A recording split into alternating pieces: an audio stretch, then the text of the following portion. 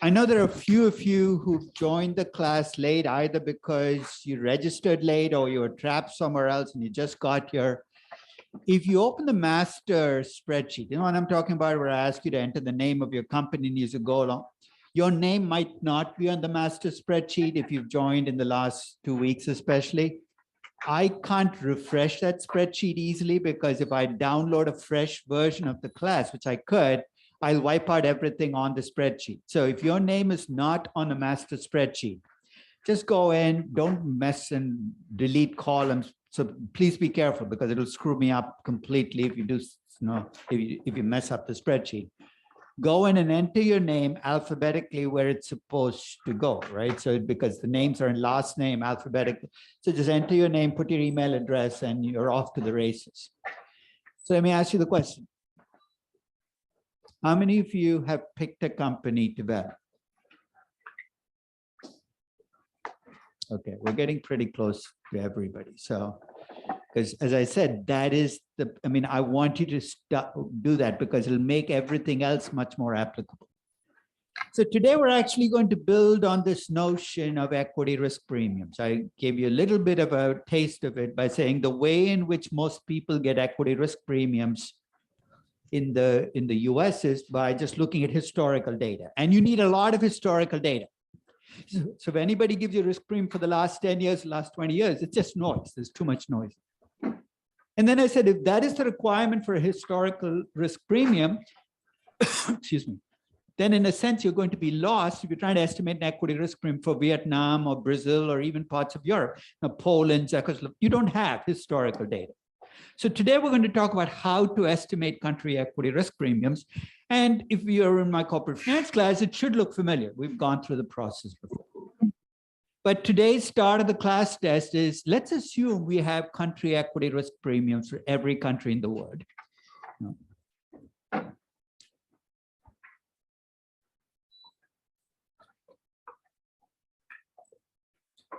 Let's talk a little bit about how we would estimate equity risk premiums for companies. So it's a very different question, right? So I'm not asking what's a country risk premium for Nigeria or Vietnam. I'm saying, how do you estimate an equity risk premium for a company? And I'm going to give you 3 cases. So you're going to see me lay the foundation for something we're going to talk about today. First, let's assume you're looking at a software company. It's an Israeli software company headquartered and traded in Israel, but it gets 95% of its revenues in the US. This is actually not unusual. There are lots of Israeli-based software companies which get almost all of the revenues in the US. In computing the overall cost of equity for this company, should you use the Israeli equity risk premium because that's where it's headquartered and traded? Should you use the US equity risk premium because that's where it gets a bulk of its revenues? Or should you use a weighted average of the two? Anybody want to give that a shot? I mean, it seems like there's a common sense answer, which I think would get to, but I want to get it out of you rather than me give. What do you think we should do? It's a weighted average.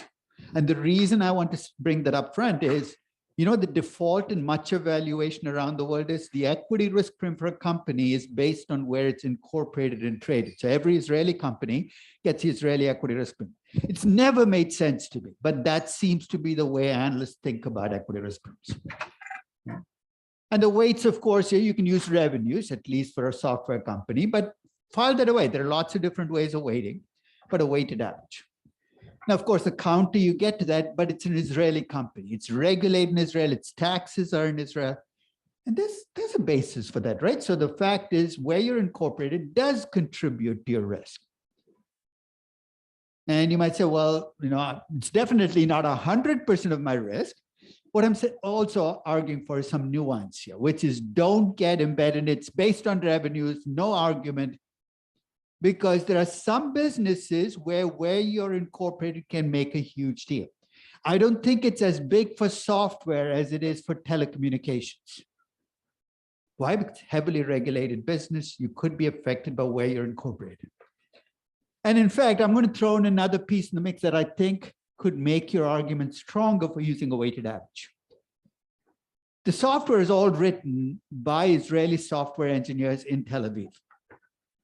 So you're selling all over the world, but I'm kind of ignoring the fact that in fact, this is the base model for a lot of outsourcing companies, right? The bulk of the software for Infosys and TCS is written in India. They might have people outside, but the bulk of their production, and I seem to be entirely focused on revenues. So that could get us into trouble. And I'll tell you when it's going to really get you into trouble. Let's assume you have a Nigerian oil company. This gets its revenues in the global oil market. So you could argue that none of its revenues, or very little of its revenues, come from selling oil in Nigeria.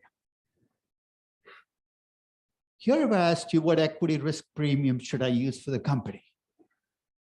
Let me give you the choices again. It looks just like the Israeli software example. But here if I ask you what equity risk premium would you use? Might your answer be different? Because the software company, we looked at where the sales were. For an oil company, maybe the answer should be different. Anybody want to give this a shot? What equity risk premium should you use for a Nigerian oil company, even though its revenues are outside? Would you use a Nigerian? And tell me why, though, because it looks like we're being inconsistent, right? Why for a software company do we get away using revenues, but for an oil company, do we use production?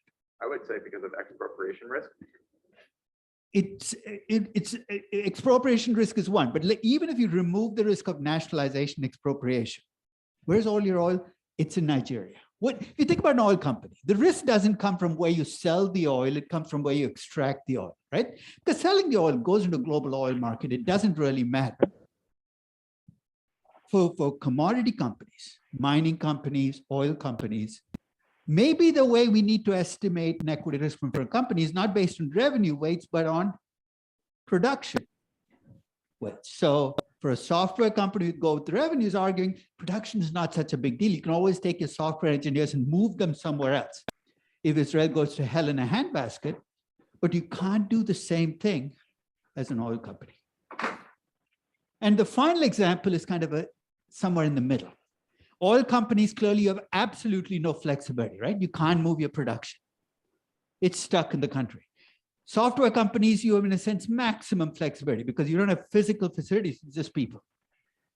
But if you're an automobile company, so let's say it's an Indian automobile company, it has its factories in India. Bajaj Auto, big Indian automobile company. Almost all of its production still is in India, but it gets revenues outside India. Here, maybe there's a middle ground. The middle ground is revenues matter, where you sell matters, but production also matters. I know this doesn't make you happy. You'd like one rule you can apply in every company, but I'm saying the weights you use might have to reflect the company you're looking at. I don't know which company, and this is why having picked a company, you can then say, for my company, and one way to think about this is if you worked at this company, what keeps you awake at night? And if you work for a Nigerian oil company, what keeps you awake at night is not what's the global oil market doing, but what the heck is happening on my oil rigs in Nigeria, and will I be able to extract the oil? That should give you some insight into what you should be weighting based on. Any questions? Okay, so let me close this up, because to do all of this, obviously, I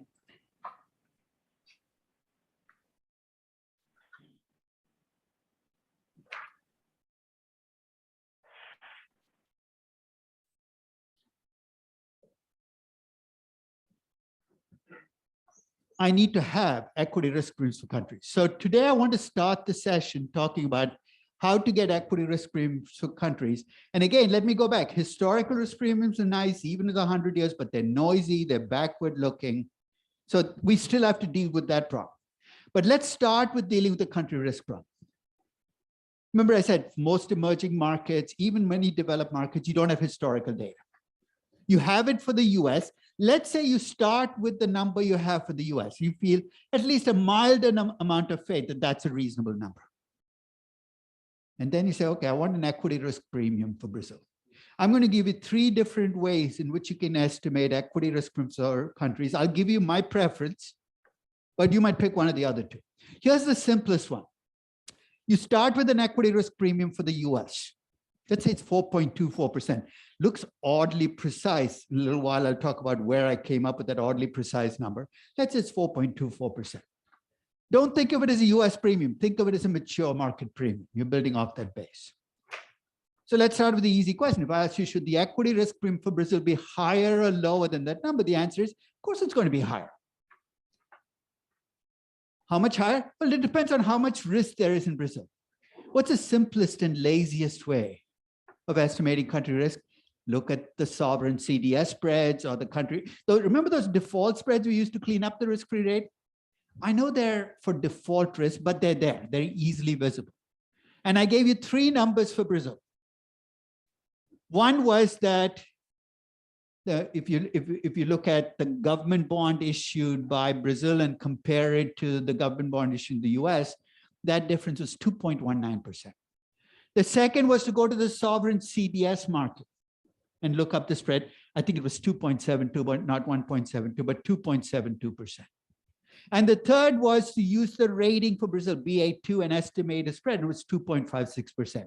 And remember when I said, when we computed risk-free rates, I said, pick one. I don't care which one, but be consistent. Here's the other half of that consistency. If you pick 2.19% there, the lowest of the 3 numbers, you came up with a much higher risk-free rate. That's a bad thing, right?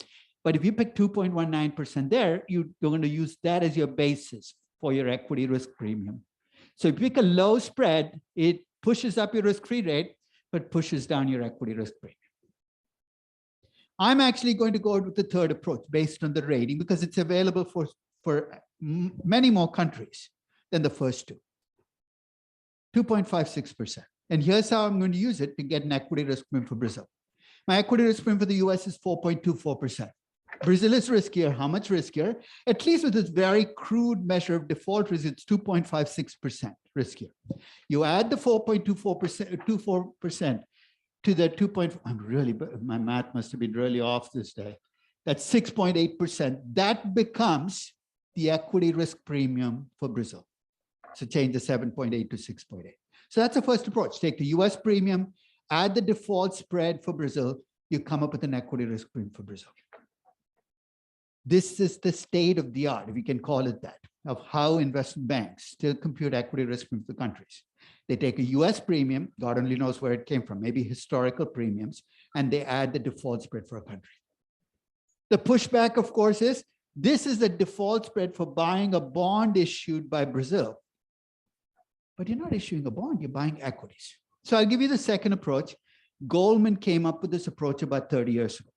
And at first sight, it looks much more intuitive and more reasonable. Here's what Goldman did. It said, look, I know the risk premium for the US, or at least we can estimate it. If I can tell you how much riskier an emerging markets equity is relative to the US, we can take the US premium and scale it up. In other words, if your equity market is twice as volatile as mine, and the US premium is 4.24%, I'll just double the premium. Of course, you have estimation choices to make. Standard deviation daily, weekly, how many weeks, but let's say you can estimate that, and let's use Brazil again as an example. 4.24% is the US premium. Let's say the standard deviation in the Bovespa, which is the Brazilian equity index, is 30%, and the standard deviation in the S&P 500 is 18%. It's like an algebra problem, right? You buy the US market with a standard deviation of 18%, you're demanding a 4.24% premium. So if you're consistent then, and you buy the Brazilian market, which is 1.67 times more risky, the premium you demand is 4.24% times 1.67, which is 7.07%. Of course, embedded in the 7.07% is a country risk premium of 2.83% on top of the mature market premium. So the first approach, my risk premium for Brazil is 2.56%. In this approach, my risk premium for Brazil is 2.83%. This looks pretty reasonable, right? So when I first saw it from Goldman, I said, this is pretty interesting. Let me try it out. And I estimated the equity risk premium for every country in the world. And I ran into a problem, and I'll very quickly describe the problem, and you can see why this might be an issue. So I took every market, I looked up the standard deviation in Bloomberg for every market. I looked up the standard deviation for the S&P 500, did this ratio. You know what the standard deviation of the Egyptian equity market is? It's about 5%. It's less than a third of the standard deviation of the US equity market. You're saying that makes no sense. It actually makes complete sense, because what do standard deviations measure? Changes in prices, right? For prices to change, what has to happen? There's got to be trading. Many markets which are illiquid will get standard deviations that are really low. And if you follow this approach, then the Egyptian market should have 1/3 the equity risk premium of the US, which makes absolutely no sense, because you're comparing two markets with very different degrees of liquidity. So if you're working with a market like China or India, this might work because you have enough liquidity that you can get the volatility numbers. But this approach crashes and burns for about 1/3 of the countries in the world, which are too illiquid to get a standard deviation that actually makes sense. So the second approach. First approach, default spread. Second approach, let's call this a relative equity volatility approach. The third approach is the approach I've used for 30 plus years, where I kind of steal from both of the first two. I start with the default spread like the first approach. But rather than stopping there, I look up two standard deviations like the second approach. But the standard deviations I look up are the standard deviation in the Bovespa and the standard deviation in the Brazilian government bond. Implicitly, what I'm assuming is if you're in an illiquid market, both the stocks and the government bond are going to be less liquid. Both standard deviations are going to go up and down. So I'm not comparing across markets. So here's how it works out. 2.56% is my default spread. The Bovespa has a standard deviation of 30%, and the Brazilian government bond has a standard deviation of 20%. Let's do an algebra problem again. For the 20% standard deviation bond, I demanded a 2.56% default spread. And if equities are 1.5 times more volatile, I would demand 1.5 times 2.56%, which is 3.84%. I start with the 4.24%, just like the first approach, but instead of adding the 2.56% now, I'm adding the scaled up number. So let me review. You want to get a country risk premium for a market, you start with the US, you have to start with the mature market premium. Otherwise, you're going to be completely lost. You can add the default spread for the country and stop, which is what most people do. You can use the Goldman approach and hope the standard deviations are both from liquid markets. Or you can kind of meld the two approaches and come up with this default spread scaled up for how much riskier equities are in that market relative to bonds. Each approach comes with its own limits, and you've got to decide which one. As long as you use one, you might get numbers that are consistently low with the default spread approach, but at least you're moving towards a solution that is consistent across companies. So let me review what the numbers I used at the start of 2022 are. I've been doing this country equity risk premium update on my website now for 30 years. I did it even before there were websites. I used to put it on, on the NYU server. People used to get it off. At the start of 2022, let me take you to the process by which I estimated equity risk premiums for as many countries as I could. So I started with the US premium.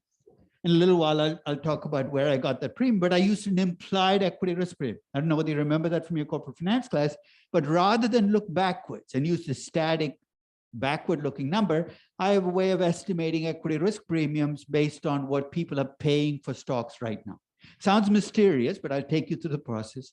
I came up with an implied equity risk premium at the start of January 1st, 2022 of 4.24%.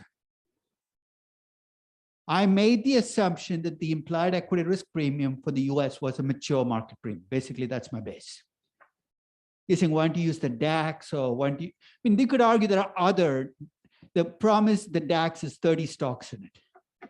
You take any, the FTSE might have 100, but the S&P 500 is 500 companies. So you basically have a much bigger, more representative index. 4.24%, that's my starting point.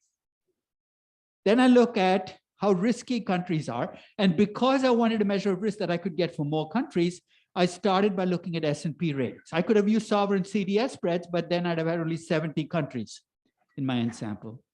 I could get sovereign ratings for about 130 countries between S&P and Moody's and Fitch. You could get a rating. Have a rating for your country. If your country has a AAA rating, I stop. I say, look, if you're AAA rated, you must be, it's very lazy to do this. But the last thing I want, I'm not a country risk analyst. I don't want to be spending the rest of my life assessing how risky countries are. So if you're AAA rated, I call you a mature market and I give you the US equity risk premium. So if you're Australia, you're Germany, the Netherlands, you're Singapore, you get 4.24%. About 20 countries then will all share the 4.24%. If you're not AAA rated, you're AA, single A, triple B, my job is laid out for me. I take that rating and I convert it into a default spread. Remember how I did that for Brazil?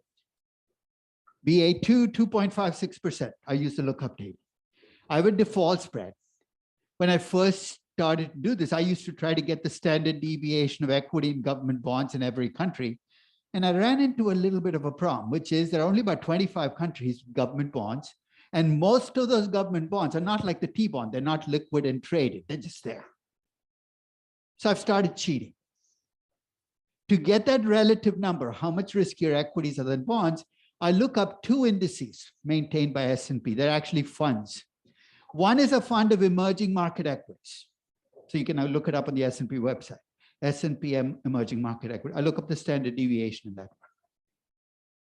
The second is basically an index that S&P maintains of emerging market public or government bonds. And I look at the standard deviation in that number.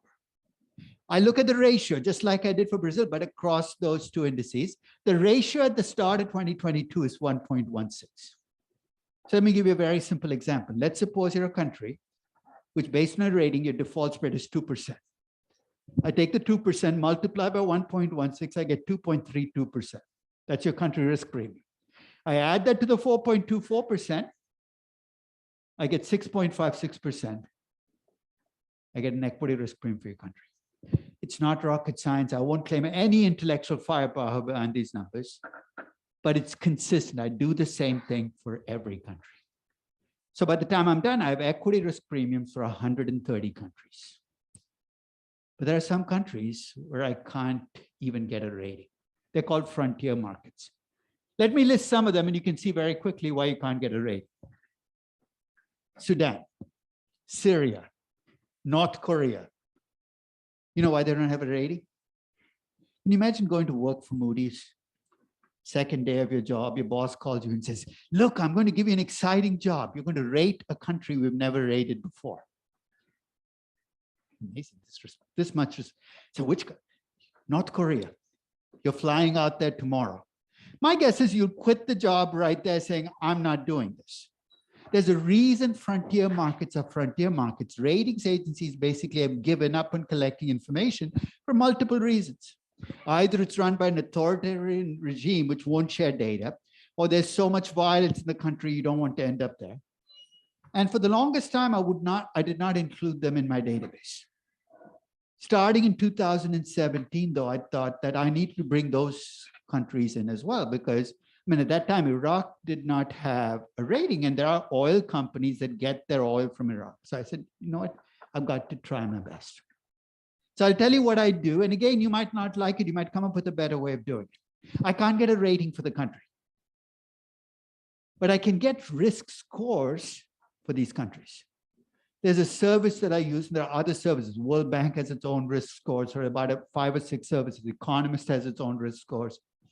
I use a service called Political Risk Service. It's a Europe-based service that assigns a numerical score to every country based on what they see as country risk. So they bring in politics and law and all of the issues you worry about into a score. Could they be wrong? Absolutely. But they've been around a long time. I've used their scores, and I kind of understand what they do, even if I don't agree with the number. So a low score from PRS means you're a riskier country. A high score means you're a safer country. I think the safest country last year might have been Norway or Switzerland, like 92. And the riskiest country might be the Sudan, I think 27. Here's what I did. I went and looked up the frontier countries, Syria, North Korea. They had scores in there. Then I looked for other countries with similar scores. So let's say Syria has a 45.5 score. So, towards the bottom of the list. There are, I think, 4 or 5 other countries, all with 45 to 4, between 45 and 48. 3 of them had ratings and had estimated equity risk premiums for those countries. So guess what I did? I took the average of those equity risk premiums attached to Syria. And I did this for each of the frontier markets. I know simplistic, guilty as charged. But if you can find a better way to estimate an equity risk premium for North Korea, I would love to hear it. Because there's really no simple way to get equity. So basically, by the time I'm done, I should have equity risk premiums pretty much any part of the world you plan to operate in. And this is what the world looked like to me at the start of 2022. If you're in my corporate finance class, you saw the start of 2021. You can compare the numbers. So basically, it's a 4.24% base. So Canada and the US have it.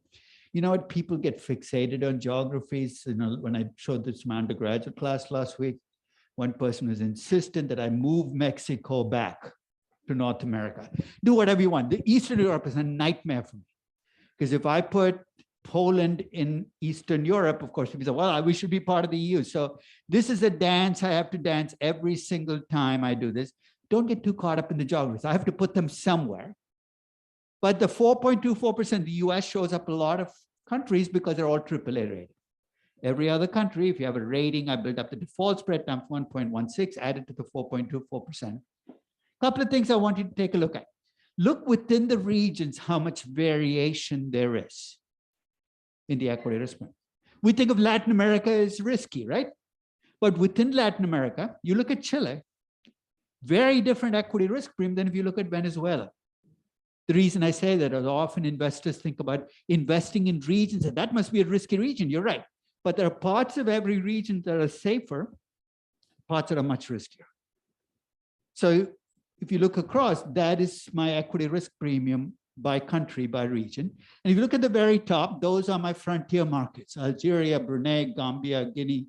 So these are the countries where I could not get a rating, where I used the PRS score to essentially get an equity risk premium.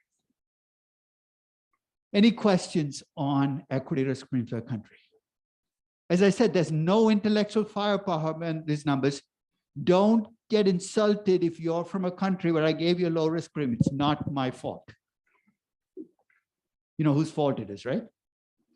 If Moody's gave you a low rating, people from Jamaica have been getting mad at me for the last decade, saying, we're a good country. Why do you give it? No, I'm not giving you a high risk premium.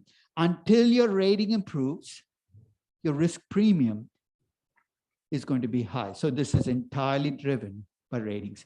And therein lies the weakness in this process. It's based on ratings and default risk, right?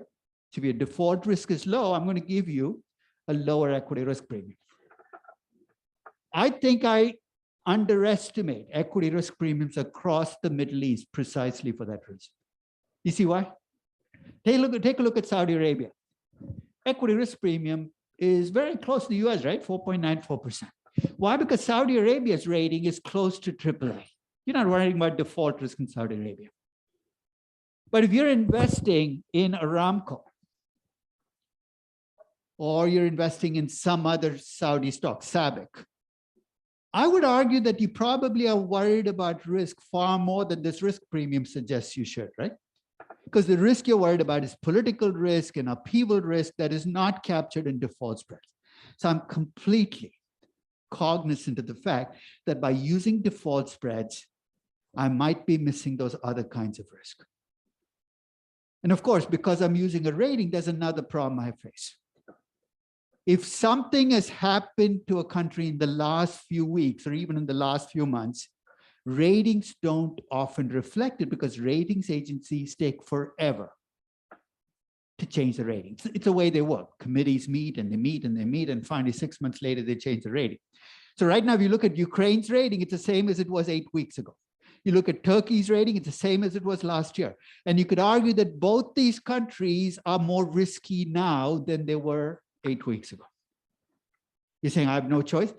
Remember the sovereign CDS spread? That's the alternative. You have those for both the Ukraine and Turkey. And maybe those are the countries we say, look, I'm not going to go with the ratings-based approach. I'm going to use the CDS spread instead. Remember, the approach is completely flexible. You can plug in the CDS spread instead. And that might give you a more updated equity risk premium for countries where things have been happening recently. Any questions about country equity risk premiums? So now let's go from equity risk premiums for countries to equity risk premiums for companies. I'm going to give you broadly 3 ways you can build it into your cost of equity. The first is to take the risk-free rate, take the beta times the equity risk premium for a mature market, then add the country risk premium as a constant. So you're not scaling it up. Generically, basically just adding a fixed number. The second approach, you bring the country risk premium into the equation and multiply by a beta. So implicitly, what am I saying? If you're a high beta stock, you're more exposed to country risk than if you're a low beta. I'm making beta carry the weight of exposure to country risk as it carries the weight for all of the macro risk. There's a third approach, which I'll lay out and I'll try to flesh out. There are some companies where you said the beta is low, but it's very exposed to country risk. Telecom companies, classic example, because you're kind of trapped. There's nothing you can do. So there's a third approach where I'm going to actually measure a company's exposure to country risk with a lambda. You say, what's a lambda? Just like a beta. Lambda 1 means you're as exposed as the average company in the market. Lambda above 1 means you're more exposed than the typical company. Lambda. Of course, I've left unclear how I'm going to come up with the lambda, but I'll take you through the process. So first approach, you just estimate the country risk premium, add it on to your risk-free rate plus beta times mature market premium. Second approach, you bring it in, multiply by beta. The third approach, you essentially estimate exposure to country risk premium separately from your exposure to all other macroeconomic risk. Now, in both approaches 1 and 2, I still need to estimate a country risk premium. And I'll give you the 2 broad ways. And this is what the start of the class test was. Most people, when they value companies, estimate the equity risk premium based on where you're located. In fact, I give valuation seminars in Germany, and Germans are very rigid about their rules. That shouldn't surprise you. But one of the rules you have to follow if you're a German appraiser is your equity risk premiums have to be based on the country you're incorporated, which is the silliest rule you can think of, right? So if I start a German company and I have 100% of my revenues come from Afghanistan, I'm given the German equity risk premium. But you can't really convince Germans to change the rules. The rules are the rules. The second approach, you look at where a company does business. And I've left it generic as to how you figure out what that exposure is. And you take a weighted average based on operations. I think intuitively, logically, I think we'd all agree that the second approach makes more sense than the first in the world we live in. That we should be giving credit to emerging market companies that get most of their revenues in developed markets for being less exposed to country risk. And conversely, Developed market companies that get most of their revenues from emerging markets have to be forced to bear some of that. So let's talk a little bit about the ways in which you can bring in operations in your equity risk. The easiest and the most common approach is to weight by revenues. So here I've given you two examples. The first is of a Brazilian aerospace company called Embraer. Embraer, if you've ever taken a short haul flight in the US, let's say you fly to Buffalo from here, don't do it. But if you did, you'd be in a small aircraft, take one of those brochures that they have in the front and say it's an Embraer jet. Embraer it's a Brazilian aerospace company. It used to be a government-owned Brazilian aerospace company. Now it's a public company. At least in 2004, when I looked at Embraer, 97% of its revenues came from the US and Western Europe. So if you look at the equity risk premium based on revenues, its equity risk premium looks a lot like the US equity risk premium. 2004, the US mature market premium was 5%, and Embraer would have had a risk premium very similar to it because it got so much of its revenues from mature markets. And of course, because they consolidated all non-Brazilian revenues to one big lump sum, I was stuck with the 97% coming from the rest of the world, but I knew they came from the US and Western Europe. The second is actually another Brazilian company called Embev. Embev used to be purely a Brazilian. If you go to Brazil, you drink beer, you're probably drinking Embev beer. But over the last 15 or 20 years, it's become a Latin American beverage company. And this was in 2011, where they gave me the breakdown of revenue. 64% still comes from Brazil, but basically you can see it's spread out from big chunks of Latin America, and some of their revenues come from Canada. Again, revenue weights, I can get an equity risk premium. No, I told you that when people do operation-based equity risk premiums, revenues are by far the most common choice for weighting. Why is that?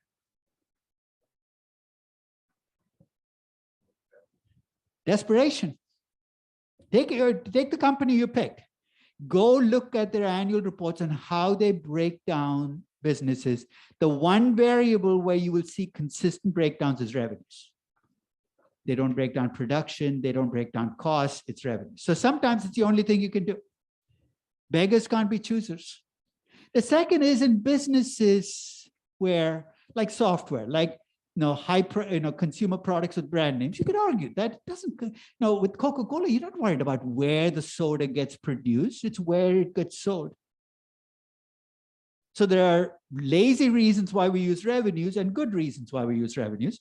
The problem, of course, is you're stuck with how companies break down the revenues. I gave you, Embev, for instance, broken down by country. But if you open up Coca-Cola's annual report, they break revenues down by region. And who can blame them, right? If you break it down by countries, think of how long the table would go, like 75 countries. They break it down by region. And many of you are going to see the same thing. Your company will say, we get 31% of our revenues from Asia, but they will not specify where in Asia. I didn't mention this, but when I showed you the picture of the world, with each part of the world, I also computed a regional equity risk premium. You know what that regional equity risk premium is? A weighted average. The regional equity risk premium for Asia is 5.28%. You're saying weighted by what? By GDP. And here's the logic I use. If you tell me you're selling a lot of stuff in Asia, I'm going to assume that a big chunk of those sales come from China. Why? Because in terms of size, China and Vietnam are both Asian countries, but they bring very different weights to the table. So if you're given regional numbers, the regional equity risk premiums can be used to weight those regions. But sometimes companies can be really frustrating in terms of how they break revenues down. I've given the example of US companies. Many US companies will break their revenues down into 69% from the US, 31% from the rest of the world. Come on, guys. It's a big world out there. Can you be a little more specific? European companies created an entirely different headache.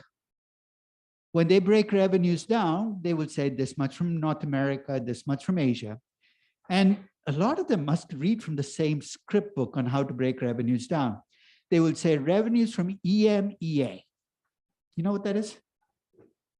It's Europe, the Middle East, and Africa. What the heck are you doing combining those three?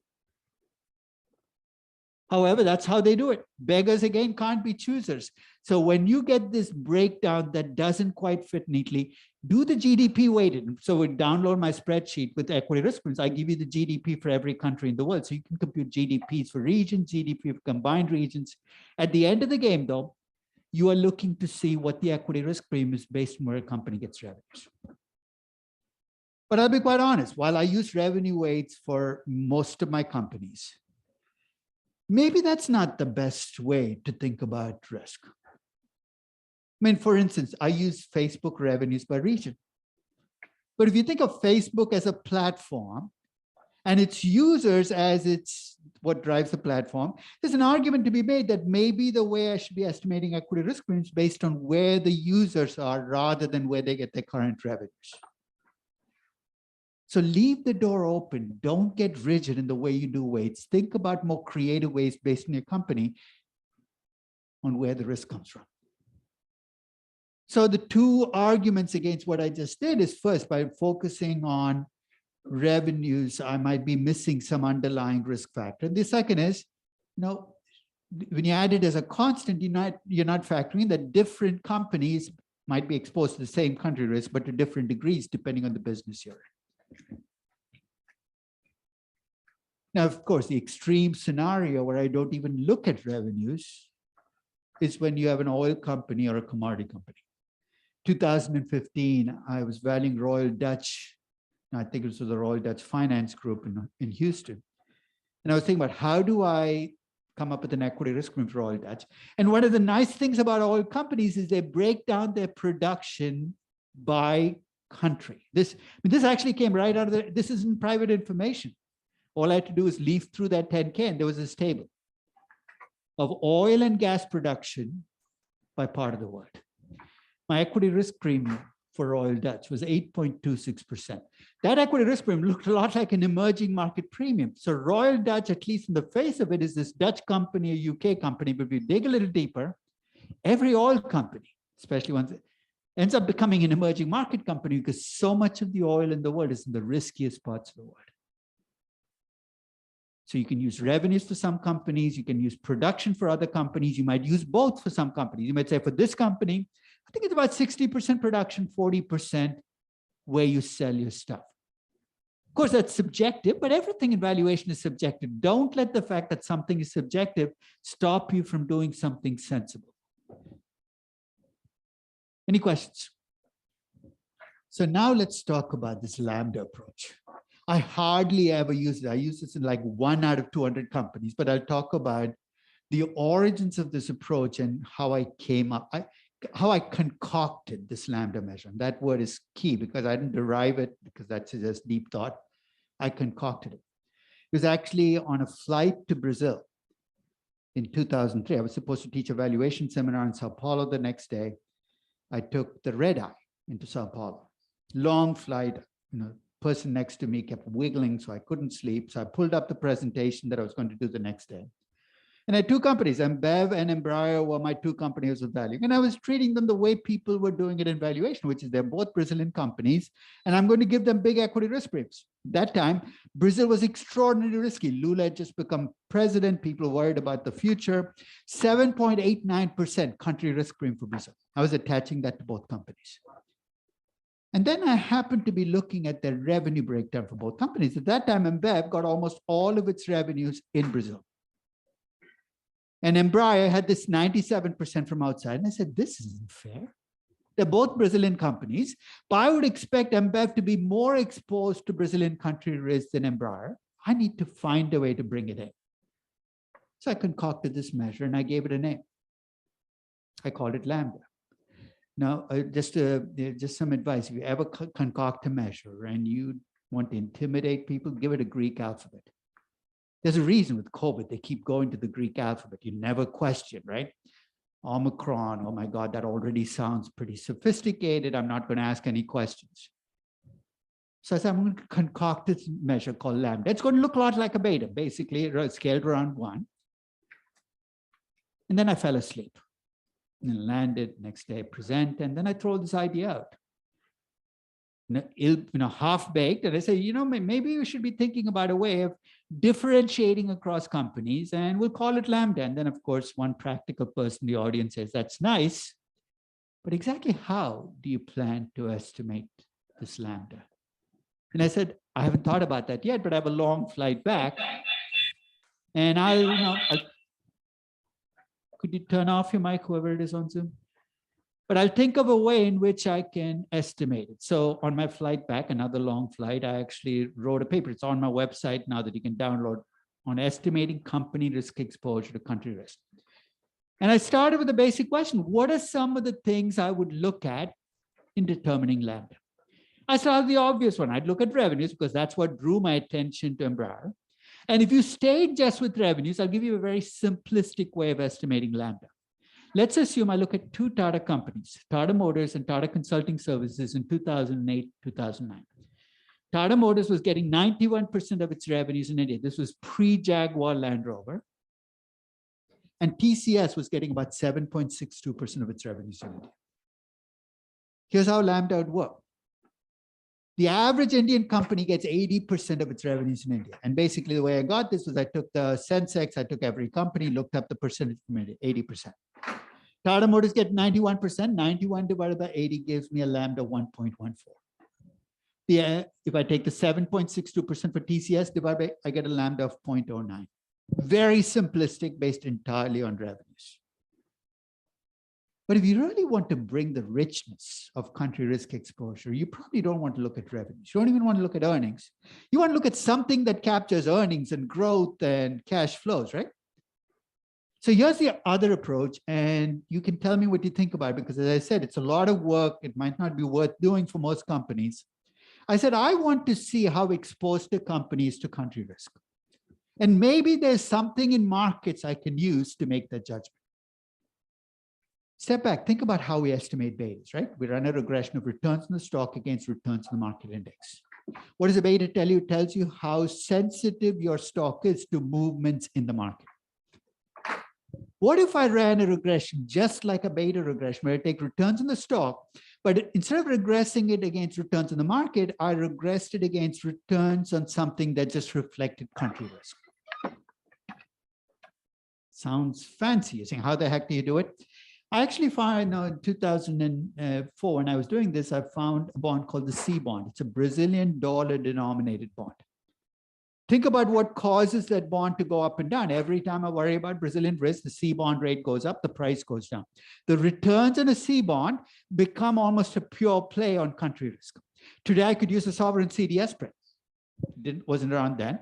But basically what I'm getting is something that captures just country risk. And I ran a regression. What is that regression going to tell me? It's going to tell me how sensitive the company is to shifts in country risk. So when I ran the regression for Embraer against the C bond, the slope of the line is 0.27. What is that telling me? For every 1% change in country risk returns, Embraer has changed only 0.27%. It's higher than the lambda that I got for revenues, but that actually makes sense, right? Your production is still in Brazil. The lambda captures your residual exposure. It's richer because it looks at the total value of your company. In fact, as a contrast, I ran a regression of Embratel. Embratel used to be the Brazilian telecom company. It's now been broken up into 7 companies. You know what the lambda for Embratel looked like? 2.00. For every 1% movement in country risk, Embratel was, the risk exposure was doubled because you're trapped. You're a telecom company in an emerging market. Where are you going to go? The country goes to hell in a handbasket, you're going with it. I told you that I do this in about only 1 or 200 companies. I'll tell you why I don't do it for most companies. Let's say you decide to do this for Coca-Cola. They're in 75 countries, right? So if you want to do this, you got to estimate a lambda for each country. God help you. You'll have 75 lambdas you're going to estimate. And that's why for most companies, I'd go with the weighted equity risk premium approach. It does the job, it captures your exposure.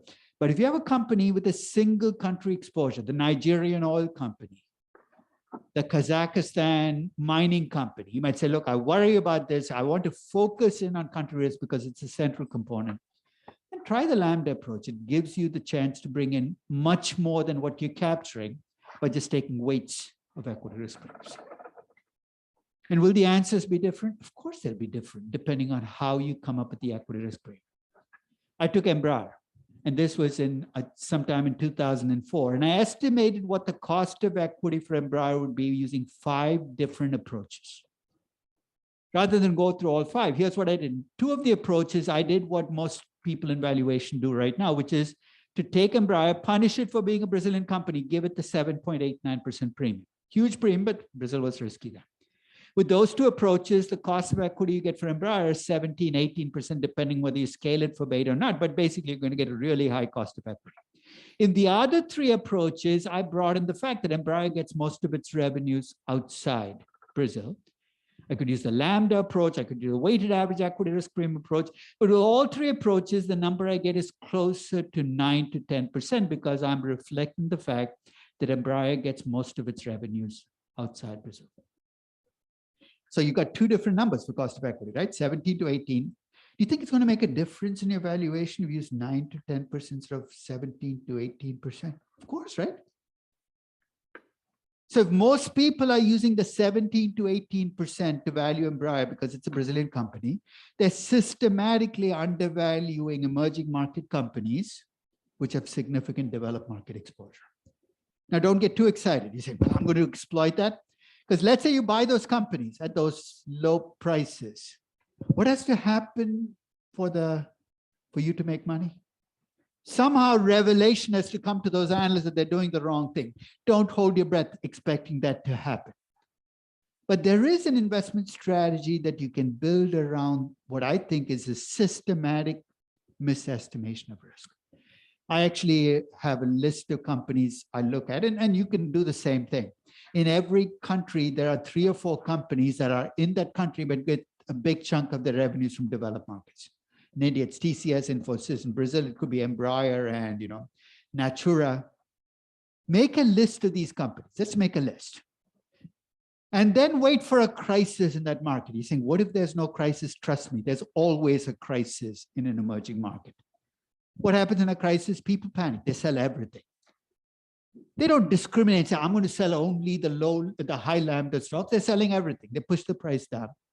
Put in an automated buy order for these companies because you have them on the list saying, wait for a crisis, prices crash, buy those companies.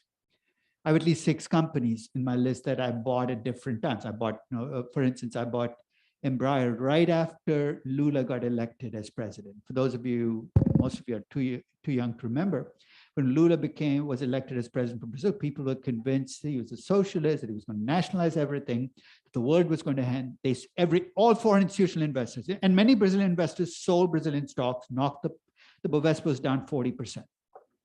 And good stocks, bad stocks didn't matter. That's when I bought Embraer. Basically, what you're doing is you're saying, look, I don't need analysts to come to their senses. Reality will kick in. The way reality kicks in is people assumed Brazil is in trouble. Every Brazilian company is in trouble. And what they discovered was that Embraer continued to deliver good revenues and earnings because they were getting their revenues by selling aircraft outside. So what you're hoping for is that reality eventually is going to win out. No guarantees, as in any other investment strategy. But give it a shot. Pick a part of the world, take companies that get most of are incorporated there, but get most of the revenues outside. And see if you can set up an investment strategy built on the fact that people are not nuanced about the way they think about risk. And it shows up in how they price companies and value them. Any questions?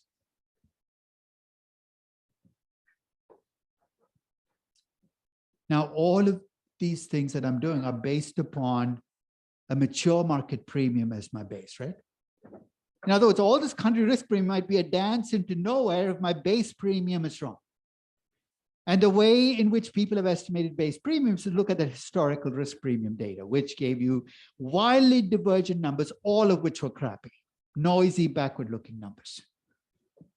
So about 30 years ago, I started thinking about maybe we need a better way of estimating equity risk premiums. I'll give you the logic for what I'm going to do so that you can understand better the mechanics. You know how we compute the yield to maturity on a bond? We take the price of the bond, we take the coupons of the face value.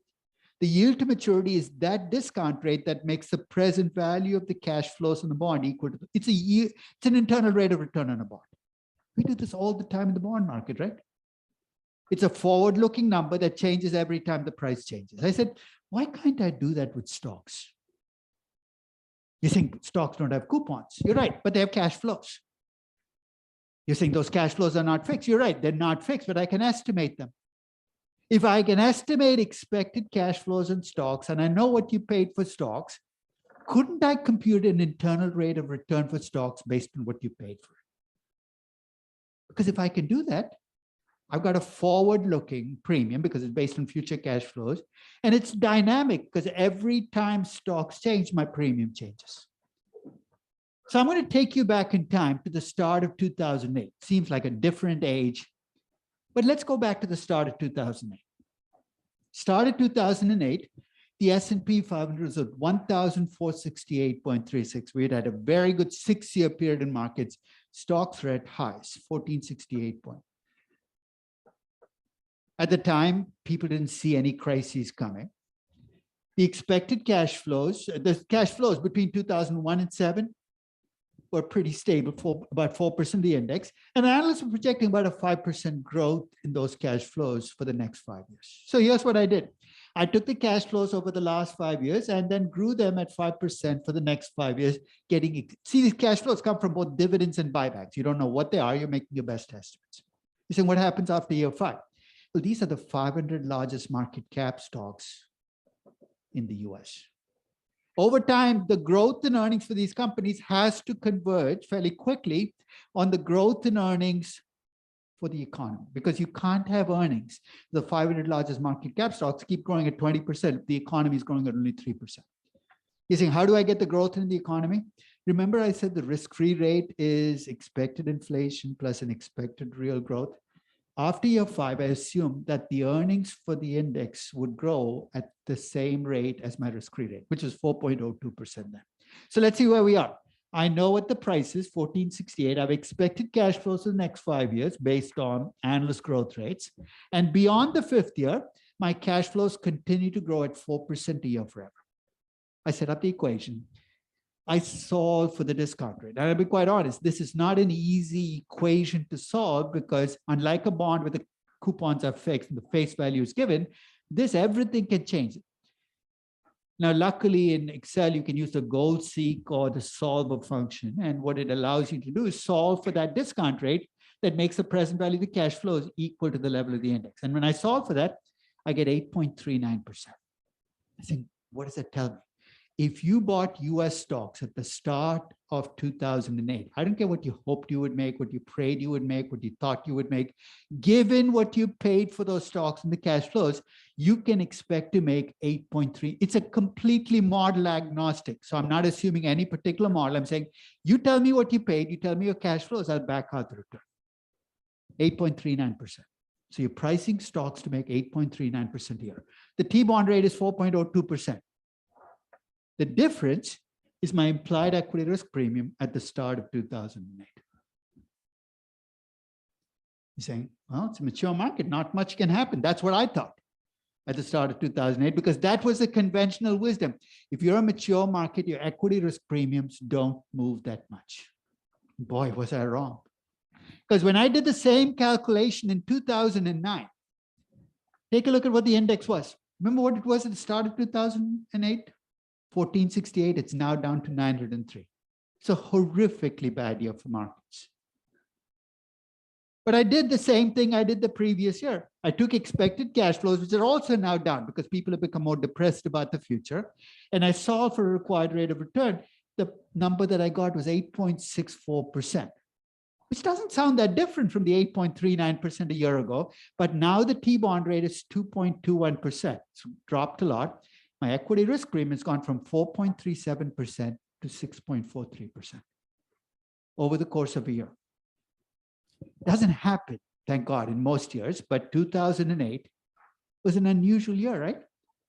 In fact, you can almost tell when in 2008 the big move happened.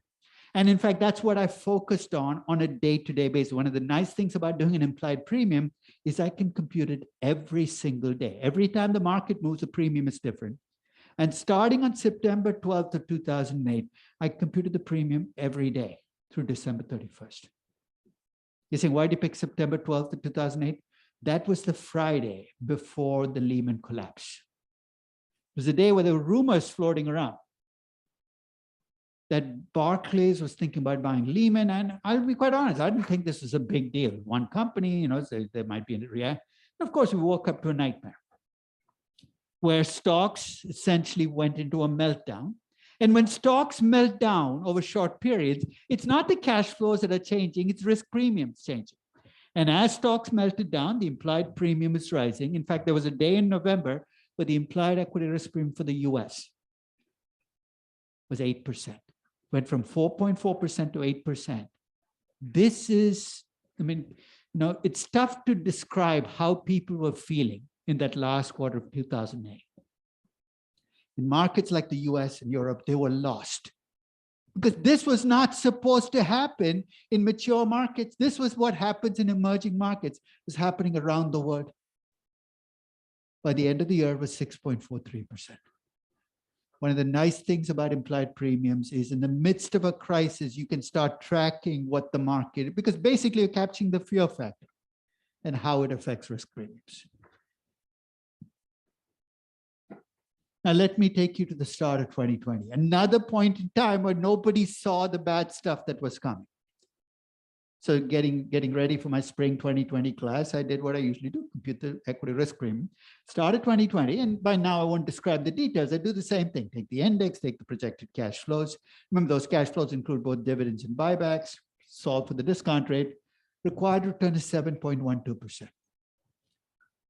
Subtract out the T-bond rate, 1.92%. The equity risk premium, the start of 2020, was 5.2%. In fact, we started class around January 31st, and I said the premiums were around 5.2%. You know what? Probably don't change very much over the course of this year. So, you should be okay using this premium. I should never say stuff like that, because it's almost like the gods are waiting for you to say things, because on February 14th of 2020, we woke up to a nightmare. So there's between January and February 14th, things look pretty stable, right? Mature market, what can happen? February 14th was the day the Italian government announced that they'd found 200 COVID cases, because until then we thought COVID was this thing that happened in China and cruise ships. And of course, on February 14th, we discover it's coming for all of us. The world shut down. Take a look at what happened to equity risk premium. Between February 14th and March 23rd, the equity risk premium in the US pretty much doubled, just like it did. So it's starting to look like a lot like 2008, right? March 23rd, the absolute low point.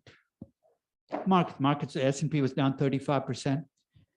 The implied equity risk premium hit 7.8%. Up from the 4.4% or 4.7% before. So at that point, if you stop saying, I told you so, it's 2008 all over again, and to show you why you should never act like any crisis is a replay of a previous one. This time was different. Remember in 2008, the premium went up and it stayed up for almost 4 or 5 years. That was the typical behavior of equity risk premiums of previous crises.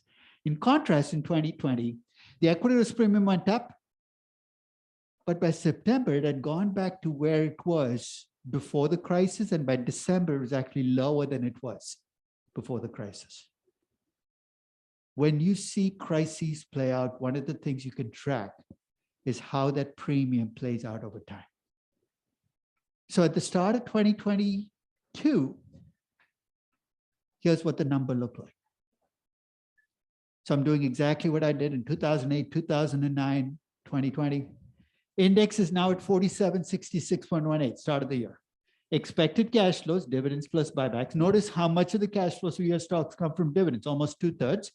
Expected growth rate, higher than historical because it's a COVID recovery kicking into earnings. So that 6.47% looks high until you recognize that the base year numbers are still a little depressed from 2020. The bottom line, though, is if you solve for the required return, that number at the start of 2022 is 5.75%.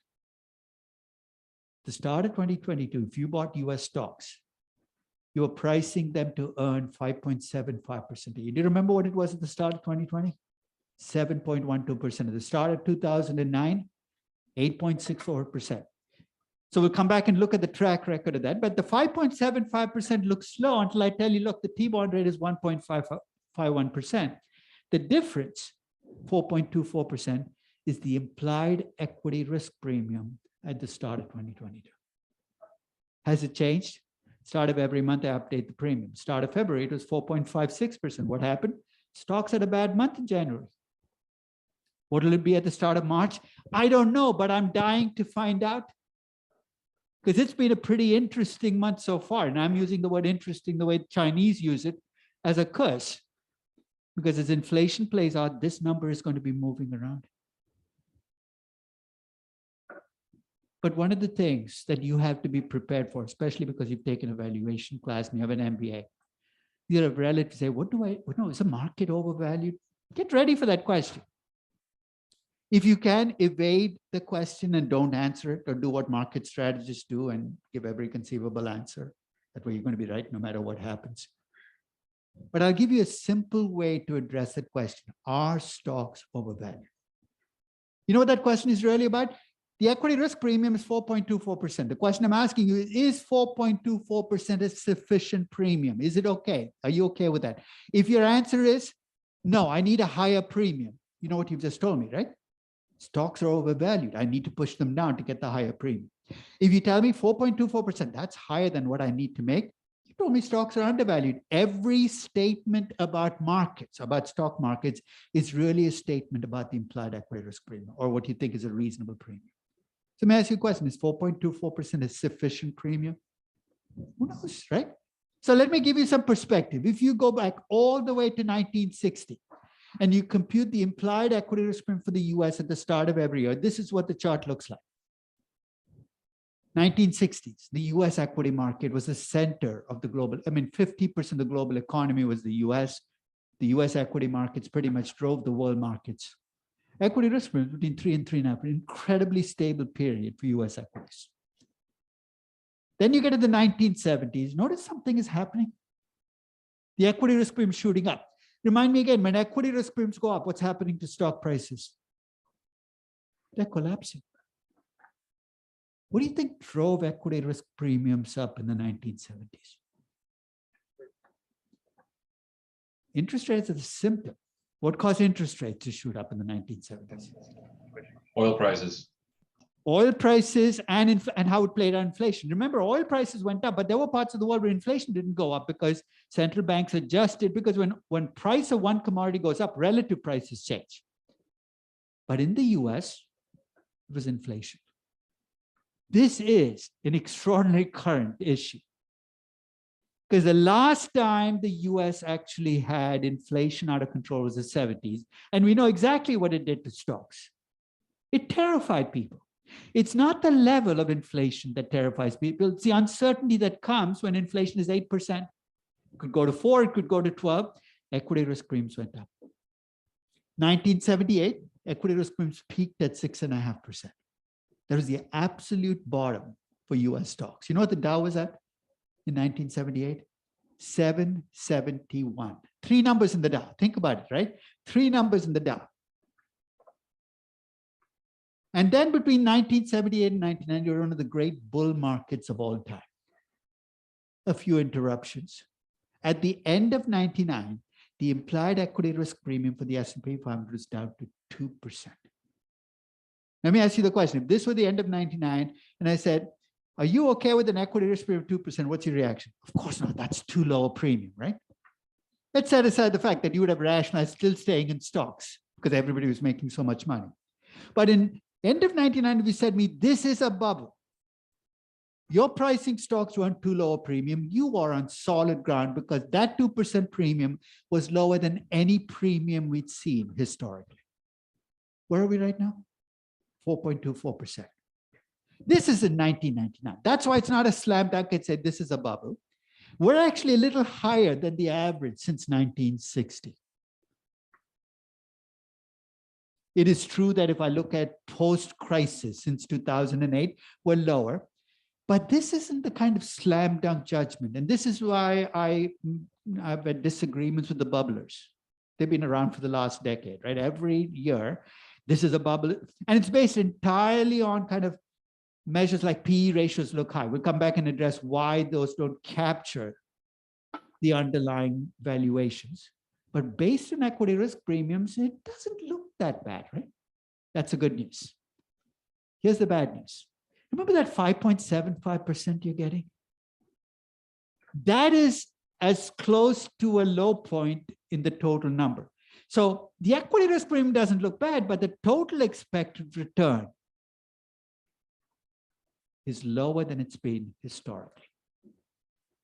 If you want to blame somebody for where stocks are, you know who you should be blaming, right? It's the guy who set the T-bond rate at 1.51%. So if you have a problem with stocks, it's not that stocks are overpriced, it's T-bond rates are too low. This is why this entire discussion about our stocks overvalued is really also a discussion of, hey, where are T-bond rates going?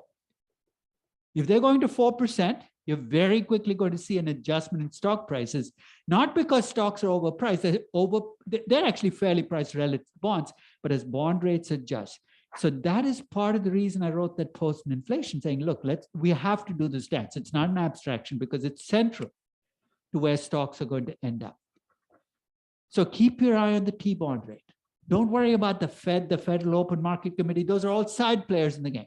Keep your eye on inflation and the T-bond rate, and that's going to tell you the story of what you're going to see in stocks for the rest of this year. A couple of final things before we kind of wrap up. One of the nice things about an implied equity risk premium is it gives you a price of risk in the equity market, right? And why do that price change? Because people panic, they get scared. But is there a price of risk in the bond market? Absolutely. It's actually much more observable. People have been computing. It's a default spread. In this graph, what I have, the red line is the implied equity risk premium. The black line is the default spread on a BAA rated bond. So basically, I picked a rating that's investment grade, and I looked at the default spread over time.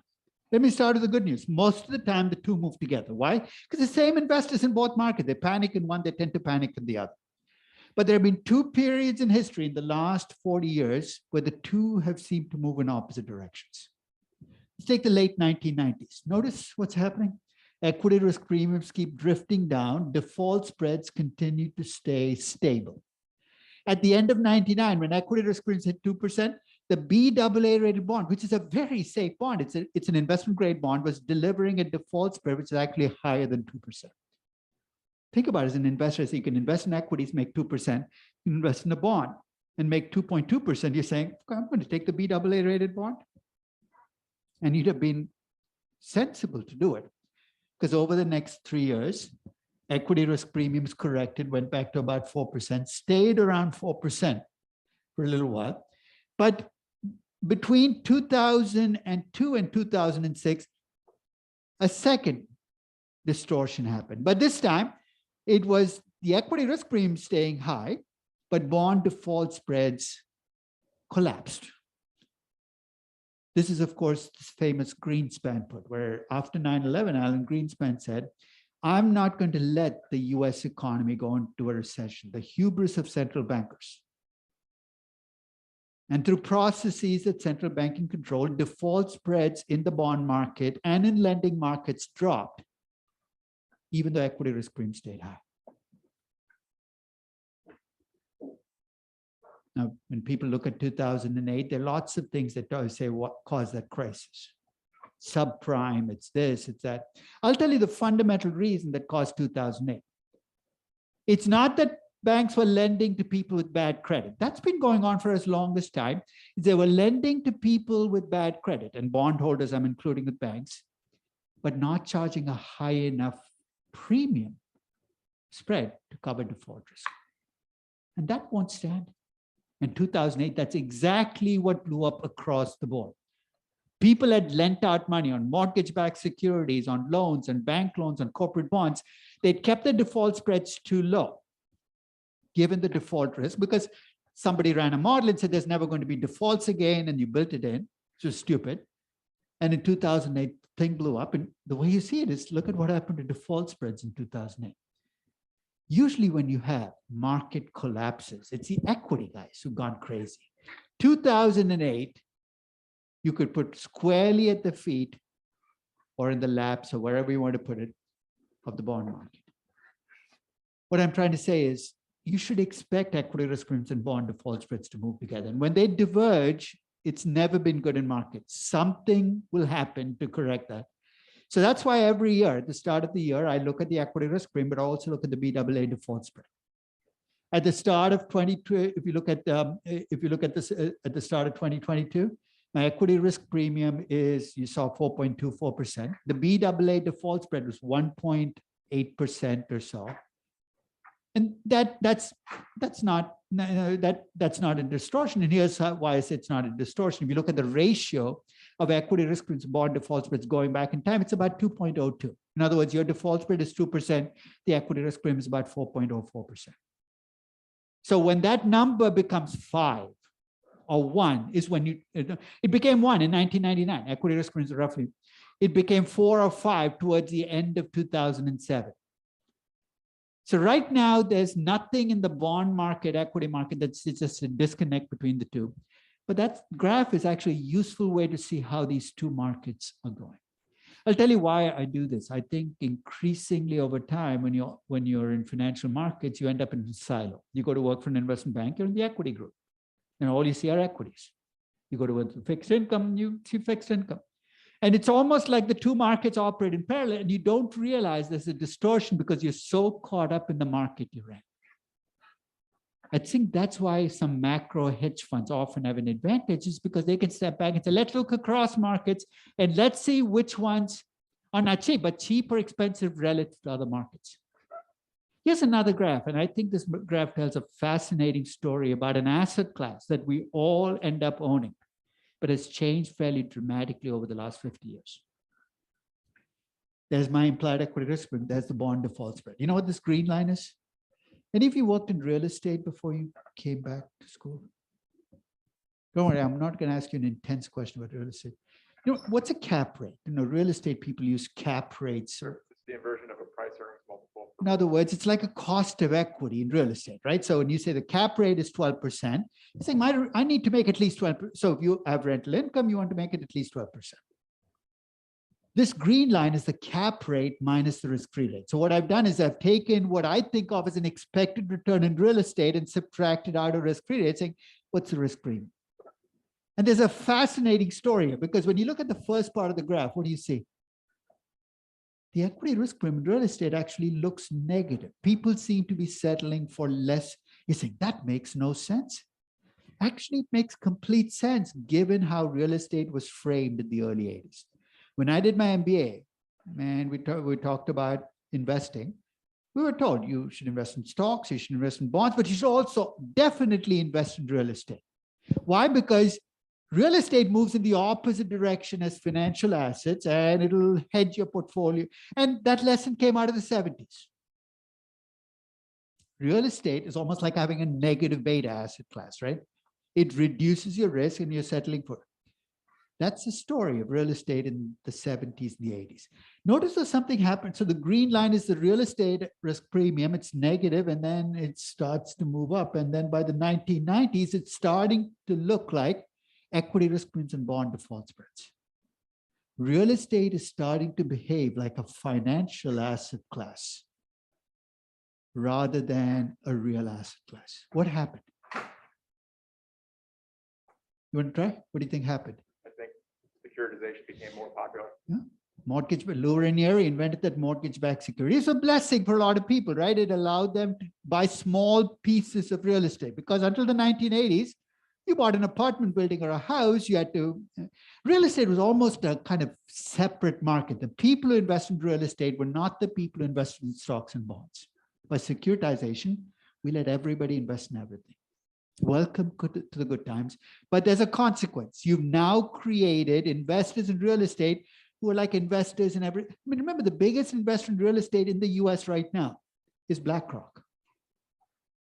It's not some local real estate developer, but it does create a very damaging consequence, because the 1970s or 80s, every American had the biggest asset in their portfolio was actually the house. And the one nice thing about owning a house is even in bad years, especially when the markets did badly, your house held its value. Guess what this graph is saying? when you have a bad year now, for your stocks, your bonds are probably going to be down. And you look at the price of your house, it's also going to be down. It's terrifying because it means that there's no safe place for you to go. I think one of the more interesting things that will come out of if inflation stays high is whether real estate has lost its power as an asset class that protects against inflation. It did very well in the 1970s. But how we ruined real estate as an asset class to the point that it doesn't do the job, we're going to find out very quickly. But that graph tells its story. Now, for 30 years, I've been trying to sell people who do valuation on the idea of don't use historical premiums, use an implied premium. Don't go backward looking, be forward looking. So let's assume I walk into an investment bank. I'll tell you the usual defense investment banks give for why they say using historical premiums.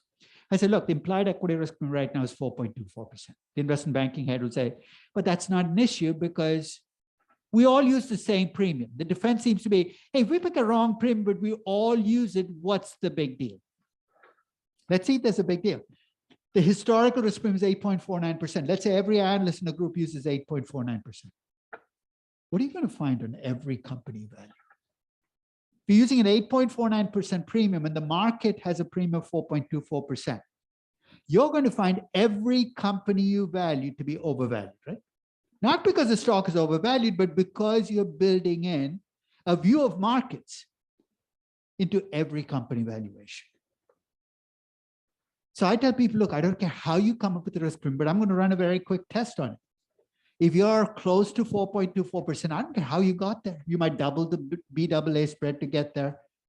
But if you're using 8% or 2%, I'm going to push back because there's some real damage you're going to do to your valuations by using a premium that is way too low or high. I'm going to send you a link to this very long paper. I have an equity risk premium. Skip most of the paper. Towards the end, what I do is I compare different ways of estimating equity risk premiums. Historical equity risk premium. I take the BAA spread and just double it, very simplistic. I take the implied premium. I take an average implied premium over the last 10 years. Ultimately, what are you trying to do? You're trying to ask, is this a good predictor of what stocks will do in the future?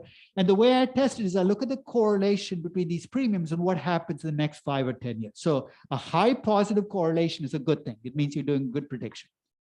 Take a look at those correlations and tell me which of the approaches is the worst way you could estimate equity risk premiums. You want a high positive correlation, right? I'm sorry. Take a look at the correlation for historical risk premiums. This is worse than bad. It's perverse. When historical risk premiums are high, you're actually going to get lower premiums in the future. So my suggestion is whatever approach you use, just don't let it be a historical premium. It's the worst way to do it. Unfortunately, in 90% of valuations, when people use that Duff and Phelps book and they pull a number out, no matter how you slice and dice it, it's a historical premium. And it's a horrifically bad way to predict the future because the data suggests that it's a terrible way to do it. So I don't care if you use implied premiums. As I said, BAA spread times 2, if that's what works for you, use that as your equity risk premium. But think about forward-looking dynamic numbers, numbers that reflect the market you're in, not the market you wished you were in. I will see you on Wednesday.